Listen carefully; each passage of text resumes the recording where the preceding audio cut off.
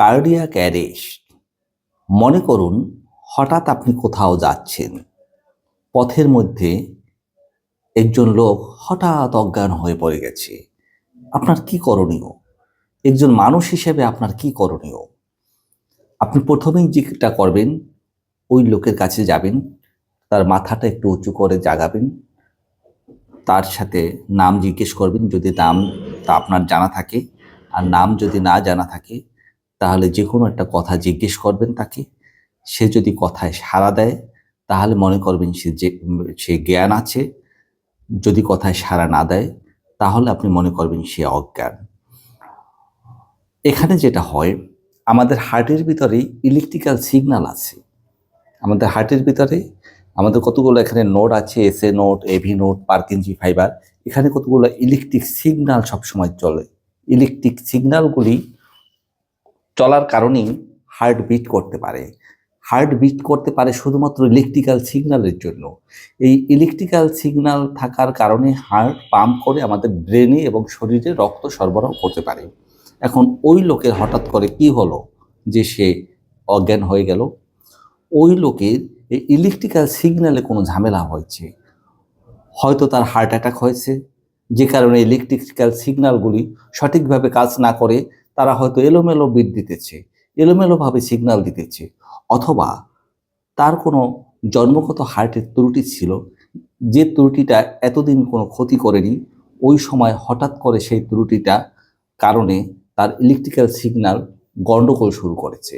এবং গণ্ডগোল শুরু করার কারণে ব্রেনে অক্সিজেন যেতে পারেনি। ব্রেনে অক্সিজেন যেতে যেহেতু পারেনি, হার্ট পাম্প করেনি, অক্সিজেন যেতে পারেনি। অক্সিজেন যেতে না পারার কারণে সে অজ্ঞান হয়ে গেছে। এটাকে বলা হয় কার্ডিয়াক অ্যারেস্ট। এই কার্ডিয়াক অ্যারেস্ট হলে আপনি ওখানে লোক ডাকবেন, শাউট, মানে চিৎকার করে লোক ডাকবেন। লোক ডেকে ওখানে জড়ো করবেন। লোক জড়ো করে যা করার আপনি অত্যন্ত দ্রুত করতে হবে। হাঁটু গেড়ে বসবেন। হাঁটু গেড়ে বসে এক হাতের উপর আর এক হাত রেখে এভাবে চাপ দিবেন বুকে, যেটাকে বলা হয় সিপিআর, কার্ডিও পালমোনারি রিসাসিটেশন। বুকের উপরে চাপ দিবেন। চাপটা এমনভাবে দিবেন যেন 10 সেন্টিমিটার পর্যন্ত দেবে যায়, অর্থাৎ অনেক জোরেই চাপ দিতে হবে, অনেক জোরেই চাপ দিতে হবে। এভাবে চাপ দিবেন, এভাবে চাপ দিবেন।